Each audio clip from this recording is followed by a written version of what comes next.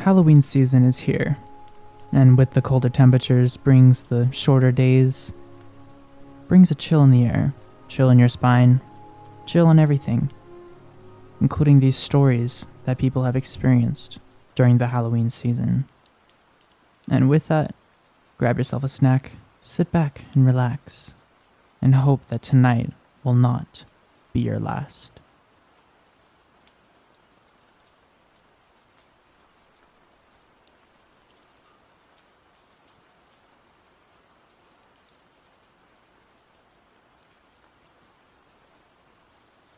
This story has real-life pictures, unfortunately.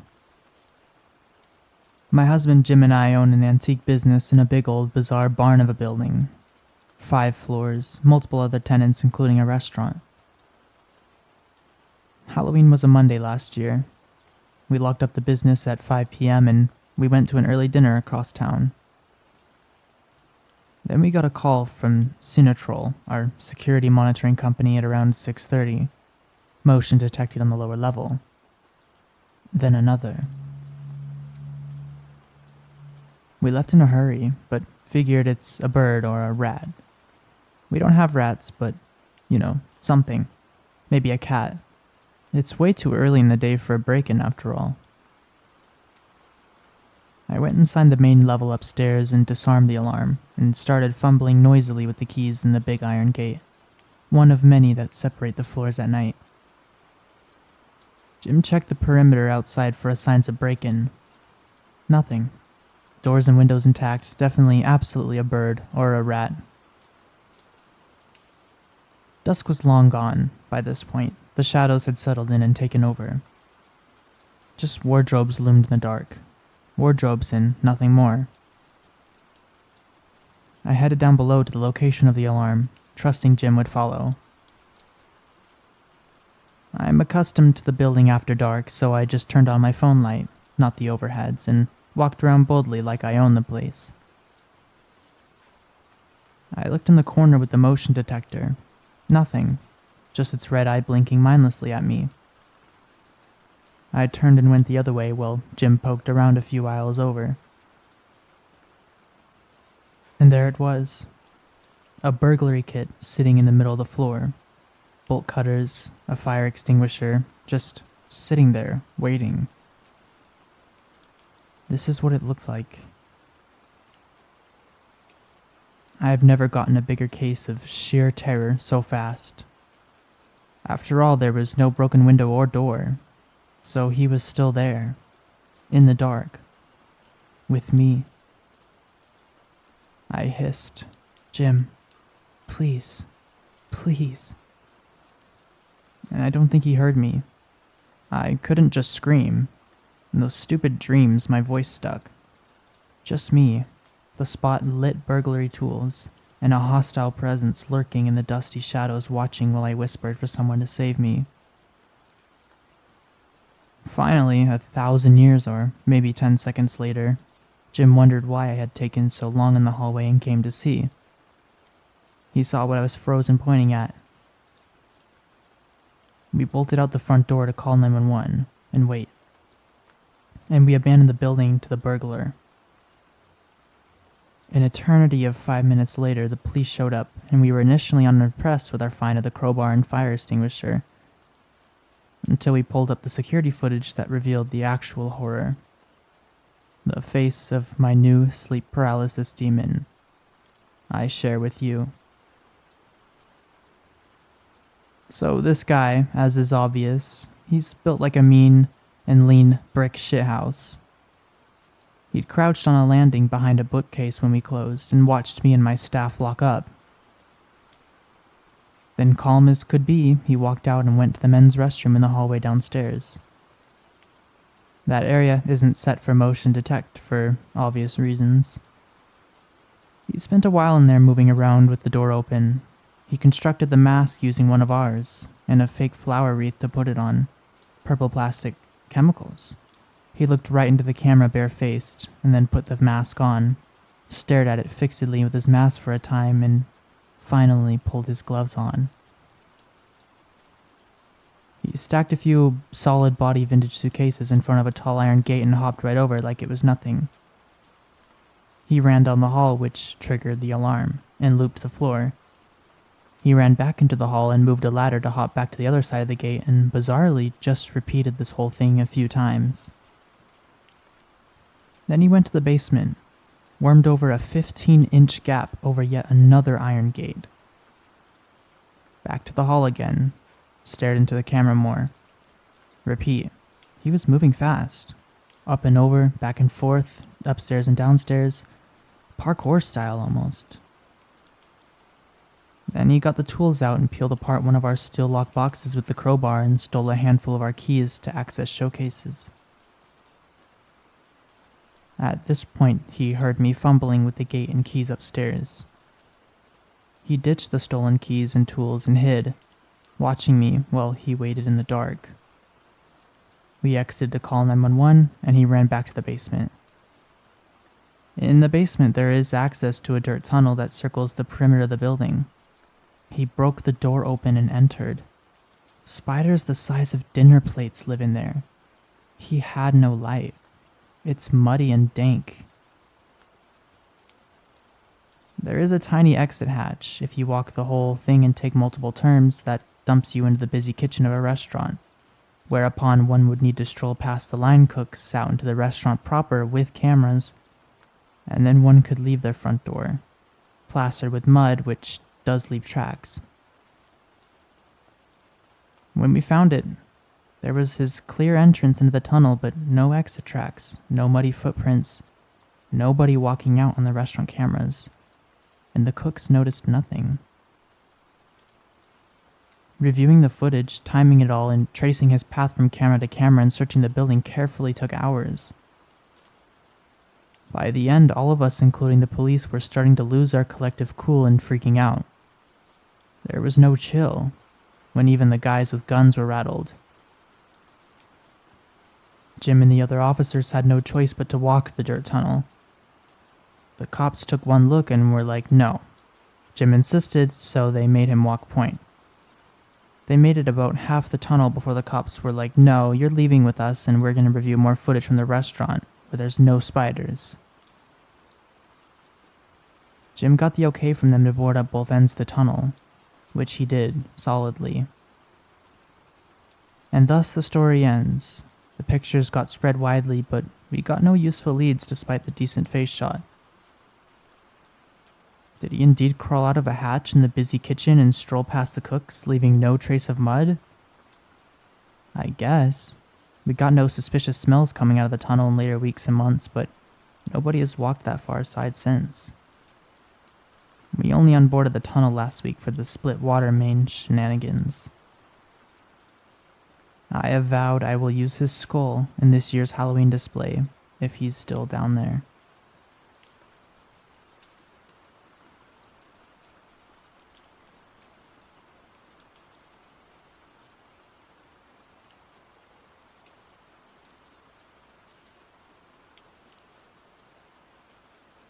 I was living in Fiji Islands back in 2016, and I was 14 years old.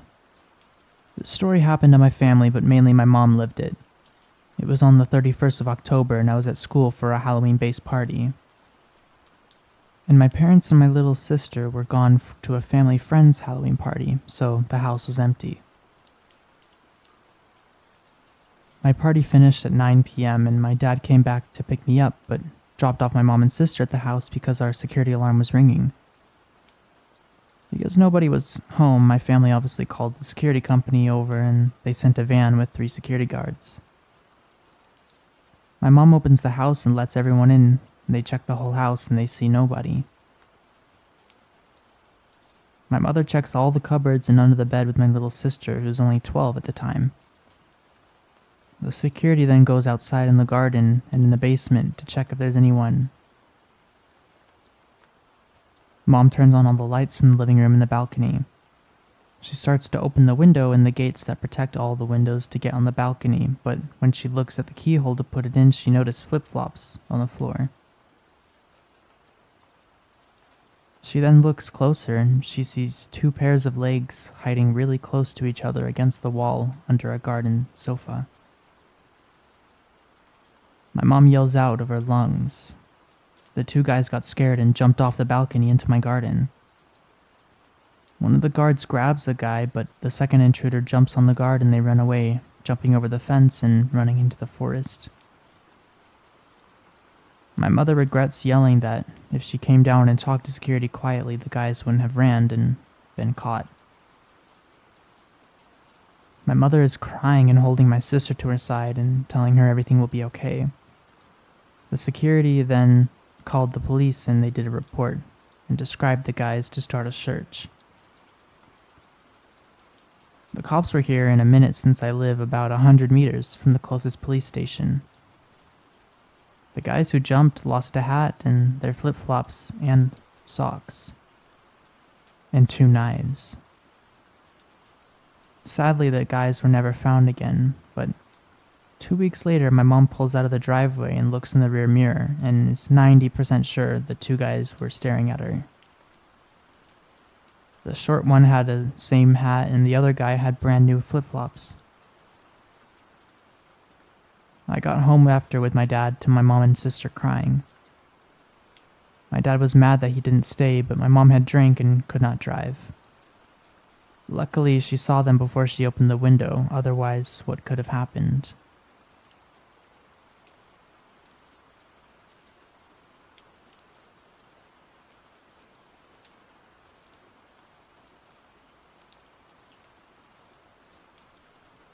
This was Halloween night, and I was working at a large mall about an hour away from home. The stores closed at 10 p.m. and the only bus ran home every hour and dropped me off 2/3 of the way home, and I would have to walk the rest. This is usually between 11 to 1 a.m. at night, depending on if I could get the store closed down on time. I'm not a small woman. I'm fairly tall, and fairly round and not particularly attractive. My uniform was just a polo shirt and black trousers, flat shoes, all covered in a thick coat. The bus was packed and noisy and the walkways were crowded, and I did my best to just block it out with my headphones and staring out the window. I am not a people person, and having been at work for 12 hours on a busy day, I was just pissed off and desperate to get off the bus and be alone. When we finally got to my stop, I managed to struggle my way to the front of the bus through people that refused to move. I stumbled into the night air and breathed a sigh of relief. A couple people got off the bus behind me and I started up the hill, crossing the road to continue up the side street that led to my road. It's a very long road and has offshoots into residential streets on very steep hills going down. The street itself is lined with small shops, and there's a high grassy bank on the opposite side that has houses along the top, so it feels very isolated. Very few people get off at my bus stop this time of night, and even fewer head in the same direction. Now, the street isn't lit very well. The lamps are few and far between. Several of them are motion activated, so they don't even turn on until you're right on top of them. I've walked home in the dark this way 1,000 times, and I've walked to work in this way at 3 or 4 a.m. in the morning 1,000 times too. Whilst I always enjoy the cool night air, I'm not afraid of the dark, and I love how bright the stars are where I live. This night I noticed someone walking behind me. Very few people walk this way at this time of night, as I've said. I was aware of him and waiting for him to turn down one of the side streets. He didn't. It felt a little weird, but I'm not the only person that lives in the area, so maybe he just isn't regularly walking this way this time of night. I get to the car park at the bottom of my hill and cross across it as always. I know at this point, if he also heads up my hill, I need to worry a little more. It goes along the area, and then there are high walls on my side of the street. At the top of the hill, this wall ends and turns into an alley that runs parallel to my building. The opposite side of the road has multiple closed pubs, which is also closed. There are even less street lamps here, and my building is surrounded by a metal fence with 20 or so feet of grass that slopes down to the entrance of the building, where the doorway is lit up. The point is, It's isolated, and the only reason someone should be up here this night is if they live in my building. This guy crosses the car park after me, and now I'm feeling concerned. I know he doesn't live in my building. There are 9 flats and 3 floors, and 10 people. I know all of them, and they know me. We would recognize each other even in this level of darkness. So I walk up faster up the hill, hoping to get in the building before he catches up. He starts walking faster too.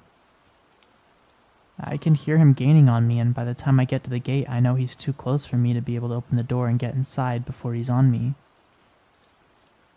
The building is dark and I know everyone's in bed, and it makes me feel all alone. So thinking quickly, I cross the road and walk further up the hill behind the parked cars.